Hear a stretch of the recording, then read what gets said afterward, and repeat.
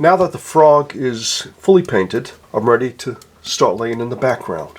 What I'm going to do is protect the frog area with Pabio drawing gum before I start applying my fluid washes to create the pond surface.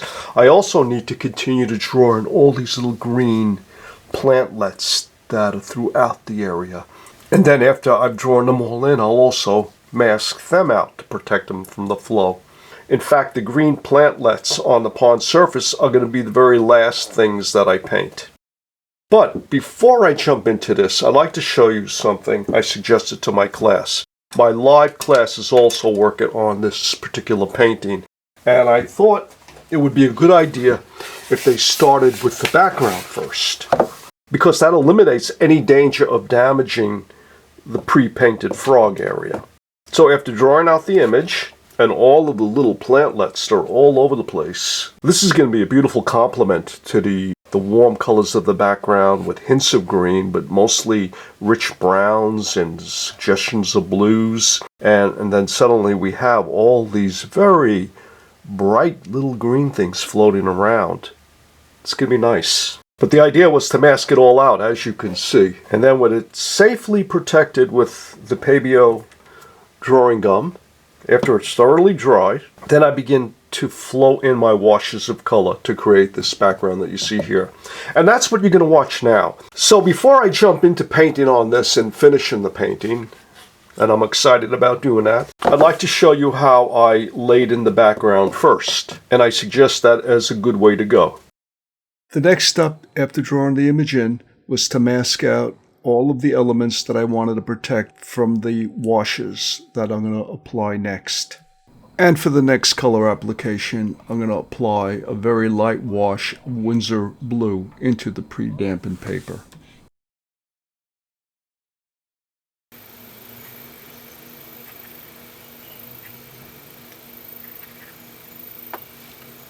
Phthalo blue, which is Winsor blue, applied strongly, is an overpowering color, but when you water it down, it has beautiful light tint properties.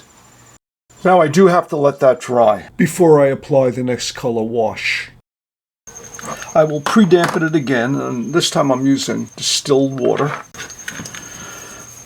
I try to minimize my brushwork as I pre-dampen the paper because I don't want to activate the paint underneath. There's always a chance you can do that. Next, I'm going to pour some golden ochre into a separate bowl and thin it down significantly with water. I need lots of paint ready to go. In addition to the golden ochre, I'm also going to apply a wash of brown madder. Thinking that these choices of color will enable me to create a warmly luminous color range. Always like to use a beat-up paintbrush for reactivating my color. And I should not be doing it above my watercolor. That would be upsetting to drop paint into that. So I have my beautiful brown madder. I have my golden ochre. So I'm not using yellow ochre. I'm using golden ochre. With my very large Scoder number 18 mop brush, let's begin to lay in some color. And here I'm trying to remain more or less true to the photo. And it looks like the golden ochre is a good choice to go with. While I'm applying the golden ochre wash, I'll speed up the video.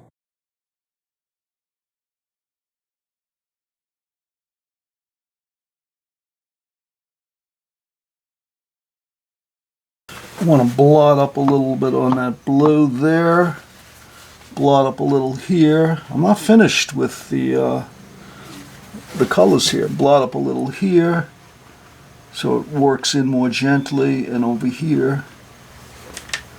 Now I'm going to apply the brown madder. For the golden ochre and brown madder, I applied them together as wet into wet washes, in an effort to maximize their interaction with one another.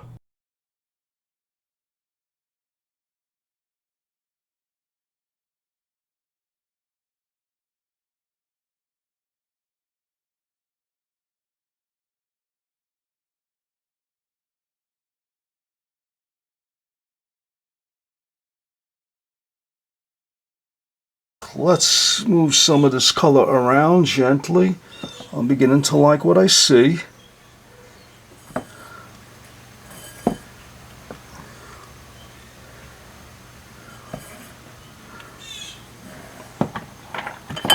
It has a luminous quality to it. Blot up some here. The reason why I'm blotting up some paint is to allow the original washes of phthalo blue to poke through more effectively. I also like to lift off a lot of the paint that accumulates in masking because I don't want it to run in to the painting and cause back runs in an inappropriate place. Kleenex, the best stuff to suck up paint. Yeah, blot that up a little bit, blot that up. Okay, some beautiful blue highlights here, here, down here. I do a gentle mist from far away and just let the particles of water settle naturally on the surface. Okay, I don't want to play around with it too much. I tend to get carried away doing that. Resist the temptation to always tweak what you're doing. I allowed my glazes of golden ochre and brown matter to dry overnight. Now the plan is to dampen the paper again, pre-dampen it, and try to minimize brush stroke. So I'm going to use a spray bottle to apply the water. Then I'm going to flow in a very dilute mixture, just delicate veils of Antwerp blue, and I'm going to control where it goes. I'm not going to cover the whole thing. I want these lighter values to poke out, but I want to see what happens with the interaction of the Antwerp blue against the golden ochre and the brown matter. I'm anticipating it's going to darken areas. It's going to maybe result in hints of green in certain areas. I'm reactivating some dried Antwerp blue. What I like to do is mix it up to get a nice wash of color. Then I pour it into a separate bowl. Good. And I'll wet it down further. And I happen to be using reverse osmosis filtered water. I try to keep my water as mineral free as possible for watercolor painting. I don't always adhere to that because it becomes a little challenging at times. You could also use distilled water. Let's check our wash of color. I don't want it to be heavy. I want it to be a delicate veil of color that I can control with water. And dampen the surface. Because I have to apply it to the canvas. I call it canvas because basically it is. Okay, so we have a dark area here.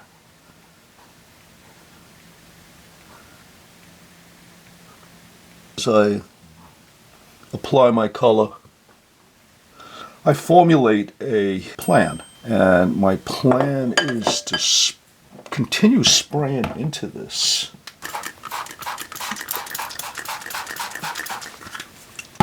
Move the colors around.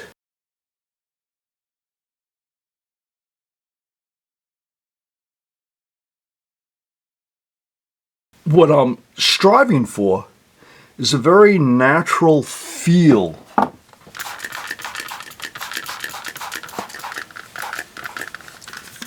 Almost atmospheric, nebulous for the water surface.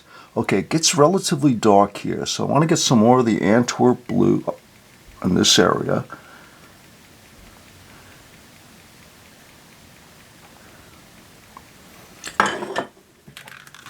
Spray it.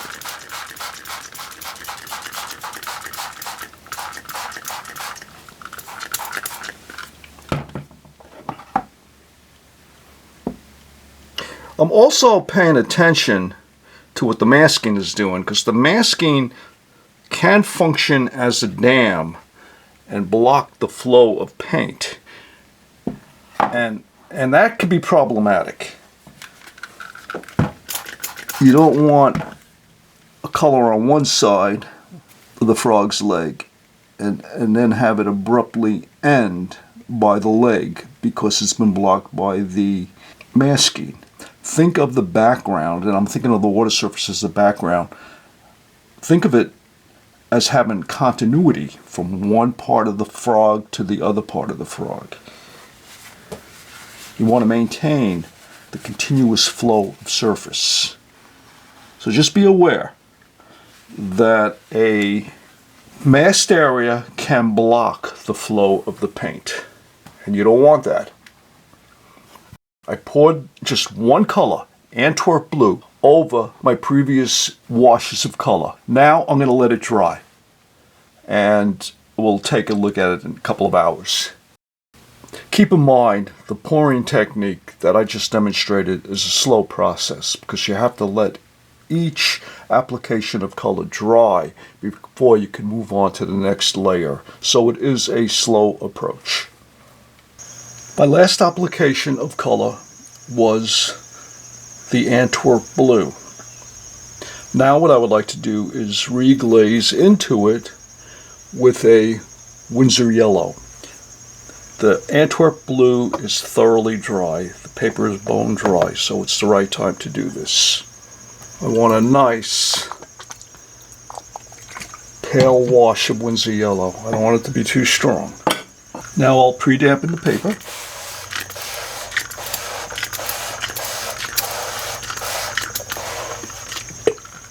And I'm going to flow in my Winsor yellow.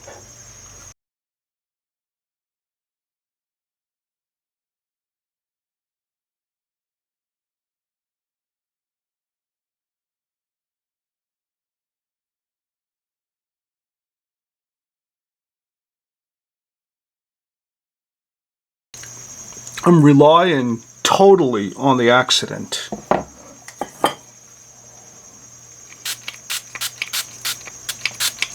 And I encourage the paint to flow, not by brushing, but by misting.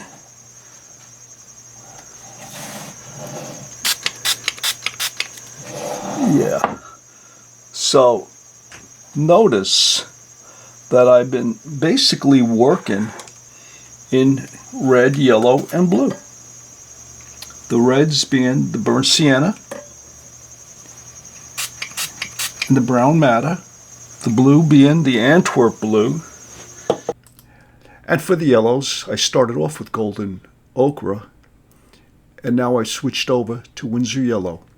I drop it in this way, because it's the only way I can achieve these beautiful, natural, luminous highlights. And I do hope that even though there's going to be some dark passages in this water, I hope it retains a luminous quality. See, you don't have to paint with paintbrushes. I use any tool that achieves what I need it to do. I'm not going to stare at it. I'm going to turn the camera off right now and we'll come back later. My last delicate wash of Winsor yellow is 100% dry, so now I'm ready to apply my next wash, which will be quinacridone magenta, one of my favorite colors. To maintain an atmospheric quality, I pre-dampen the surface before applying the next color. But I'm careful not to overly brush it because I don't want to activate the paint underneath. I do want to smooth out, though, my spray a little bit more. Okay. And another thing that I'm going to do, since I want to apply the magenta in specific areas, is I'm not going to pour it in. I'm going to use a dropper. Yeah. I like it to get magenta in this area. Oop, there was a blue that I was going to retain here, but I'm not going to worry too much about that. And down here. Okay. Now let's move it around.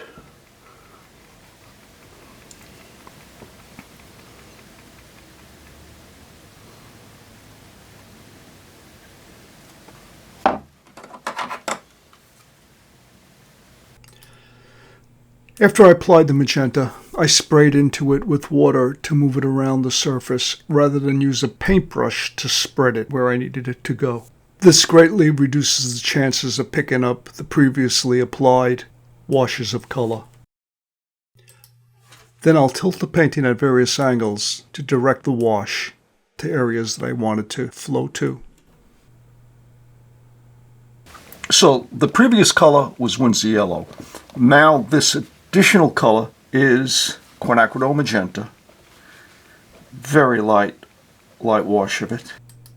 And with the tissue, I'm lifting out some of the newly applied magenta to lighten up some areas.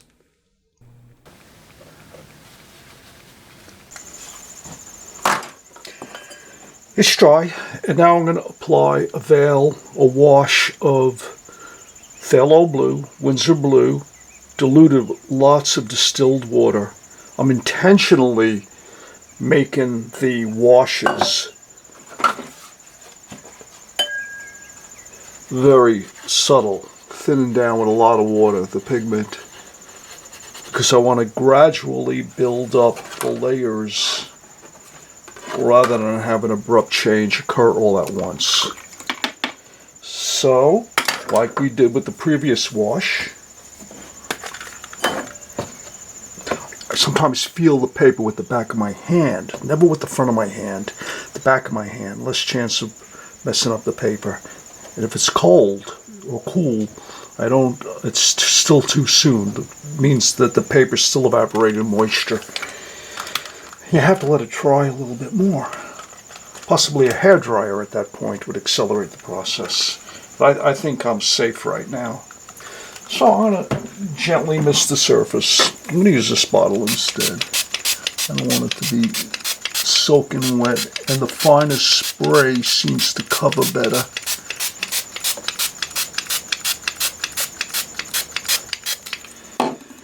And then I like what I did before. I'm just going to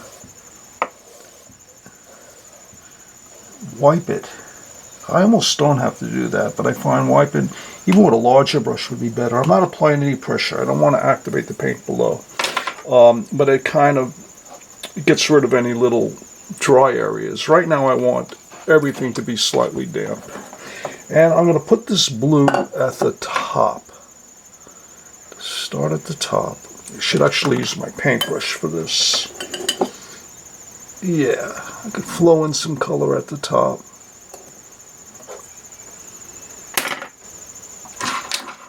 Here's the brush I'm looking for.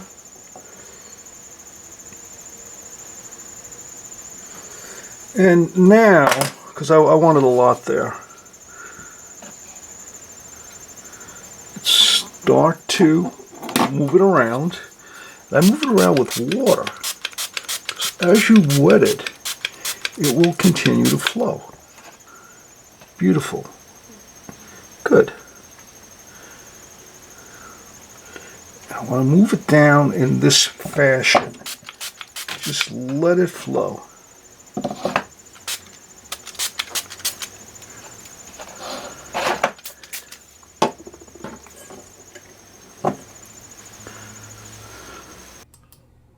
Once again, I'm working in Winsor Blue, green shade, and I'm applying it with the dropper so as not to activate the washes underneath with brush activity.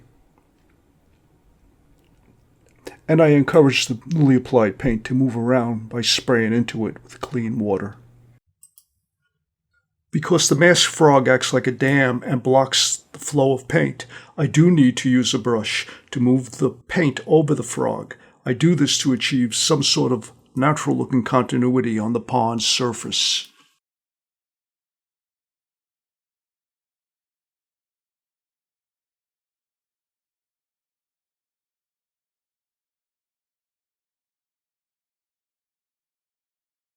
By now you should have a good understanding of the process, so I won't continue recording the pouring of the primary colors. Instead, I'll proceed to develop the painting using this method until I'm satisfied with the results. After that, I'll remove the masking and start painting the frog and tiny green plantlets floating on the water's surface. I'll probably also scrub out some areas to create highlights, especially where the water lips up around the frog. For this series of glazes, I'll continue to use Winsor Blue, green shade, quinacridone magenta, and Winsor Yellow. And I'll continue to apply each glaze separately, allowing them to dry before applying the next color.